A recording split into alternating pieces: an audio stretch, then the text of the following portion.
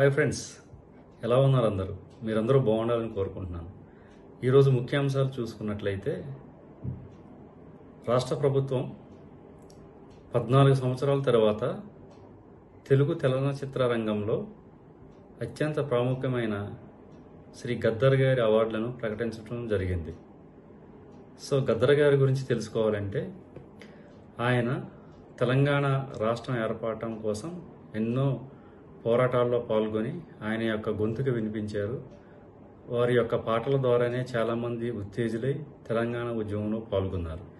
So దానికి గుర్తింపుగా గౌరవ శ్రీ రేవంత్ రెడ్డి గారు, సో ఇప్పుడు ప్రస్తుత తెలంగాణ ముఖ్యమంత్రి వర్యులు గద్దర్ అవార్డులను ఏర్పాటు చేయడం జరిగింది.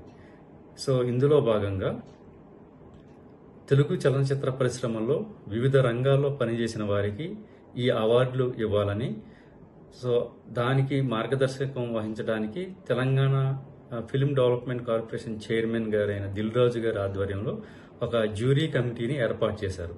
ఆ జ్యూరీ కమిటీకి అధ్యక్షురాలిగా శ్రీమతి జయసుధ గారిని వారు నియమించడం జరిగిందనమాట.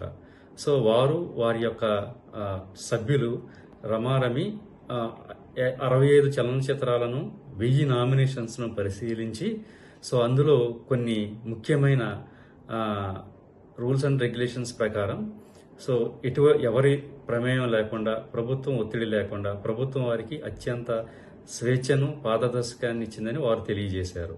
సో ఇందులో మిగతా సినిమా ప్రముఖుల యొక్క సలహాలు, సూచనలు తీసుకొని, సో ప్రభాస్ గారు నటించిన కల్కి 2898 AD సినిమాను ఉత్తమ చలనచిత్ర రంగంగా వారు ప్రకటించడం జరిగింది. అట్లాగే పుష్ప 2 సినీ హీరో అయిన శ్రీ అల్లు అర్జున్ గారిని ఉత్తమ హీరోగా ప్రకటించడం జరిగింది. అలాగే నివేదిత థామస్ గారిని ఉత్తమ చలనచిత్ర నటిగా 2024 గాని వీరిని ప్రకటించడం జరిగిందనమాట. ఉత్తమ సంగీత దర్శకునిగా భీమ్స్ సిసిరియో గారిని, అలాగే ఇంకా ఇందులో ఉత్తమ నేపథ్య గాయని, ఉత్తమ గాయకుడు, ఉత్తమ స్క్రీన్ ప్లే, ఉత్తమ డైరెక్టర్, ఉత్తమ వివిధ రంగాలకు సంబంధించిన అందరినీ ఇందులో వారికి కృషిని బట్టి అవార్డులు ఇవ్వడం జరిగిందనమాట. సో జూన్ 14న ఐటెక్స్ జిల్లాలో జరగబోయే కన్వెన్షన్లో ఈ అవార్డులను రాష్ట్ర ప్రభుత్వం ప్రదానం చేయనుందనమాట. సో రమారమి 14 సంవత్సరాల తర్వాత ఈ అవార్డులను ప్రదానం చేస్తున్నారు. కాబట్టి సినీ ప్రముఖులు మరియు సినిమా రంగంలో ఉన్న ముఖ్యమైన వారు, అట్లాగే సినీ రంగంలో ఉన్న ఆర్టిస్టులందరూ ఈ అవార్డుల మీద హర్షం వ్యక్తం చేయడం జరిగిందనమాట. ఇంకా మనం జనరల్ నాలెడ్జ్ విషయానికి వచ్చినట్లయితే, ఇజ్రాయెల్ దేశం ఓ కొత్త టెక్నాలజీతో లేజర్ ఆయుధాన్ని కనిపెట్టిందనమాట. ఈ లేజర్ ఆయుధం యొక్క ముఖ్య ఉద్దేశం ఏంటంటే, ఇజ్రాయెల్ దేశానికి 3 హెచ్లు అంటే ట్రిపుల్ హెచ్లు శత్రువులు అనమాట. అందులో హెజ్బుల్లా, హైతీ అండ్ హమాస్. ఈ 3 హెచ్ల వల్ల వారికి చాలా ఇబ్బంది కలుగుతుంది అనమాట. వాళ్ళ యొక్క దేశ సార్వభౌమత్వాన్ని వాళ్ళు ప్రశ్నిస్తున్నారనమాట. సో ముఖ్యంగా హెజ్బుల్లా అంటే వారి యొక్క సరిహద్దు దేశమైన లెబనాన్ మరియు సిరియా దేశాలకు సంబంధించిన తీవ్రవాదుల నుంచి వచ్చే డజన్ల కొద్దీ వచ్చే డ్రోన్లను మరియు క్షిపణులను అడ్డుకట్ట వేయడానికి ఈ లేజర్ ఆయుధాన్ని వారు కనిపెట్టారన్నమాట. సో కనిపెట్టి వారు నిన్నటి దినాన దీన్ని ప్రయోగించిన తర్వాత అది విజయవంతమైందని ఇజ్రాయెల్ డిఫెన్స్ ఫోర్సెస్ ప్రతినిధి ఓ మీడియా ప్రకటనలో తెలిపారు.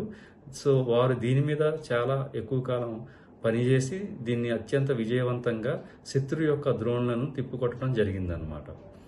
అలాగే మనం క్రీడా రంగంలోని ముఖ్యాంశాలను చూసుకున్నట్లయితే, నిన్న జరిగిన IPL మ్యాచ్లో అంటే క్వాలిఫైయర్ 1లో RCB అంటే రాయల్ ఛాలెంజర్స్ బెంగళూరుకి మరియు పంజాబ్ 11 కింగ్స్కి మధ్య జరిగిన తొలి క్వాలిఫైయర్లో పంజాబ్ జట్టు పేలవమైన ప్రదర్శన చేయడం వల్ల RCB రాయల్ ఛాలెంజర్ 9 సంవత్సరాల తర్వాత ఫైనల్కి వెళ్ళడం జరిగిందనమాట. సో అలాగే పంజాబ్ జట్టు కూడా ప్లే ఆఫ్స్కి రావడం చాలా సంవత్సరాల తర్వాత ప్లే ఆఫ్స్కి వచ్చింది. కానీ ఆ జట్టు కూడా బాగా ఆడి ఉంటే ఖచ్చితంగా వారు కూడా క్వాలిఫైయర్ 1 ద్వారా వారు ఫైనల్స్కి వెళ్ళే అవకాశం ఉండేది. కానీ వారు 102 పరుగుల వద్దే వాళ్ళు ఆ స్కోర్కే వాళ్ళు రిస్ట్రిక్ట్ అవడం వల్ల బెంగళూరు రాయల్ ఛాలెంజర్స్ సునాయాసంగా వారు విజయం సాధించి ఫైనల్లోకి వెళ్ళడం జరిగిందనమాట. సో ఈ యొక్క మన ముఖ్యాంశాలను మీరు విని ఈ ఛానల్ని మీరు సబ్స్క్రైబ్, లైక్ చేసి ముందుకు తీసుకెళ్లాలని కోరుకుంటూ ధన్యవాదాలు తెలియజేస్తున్నాను. Thank you friends.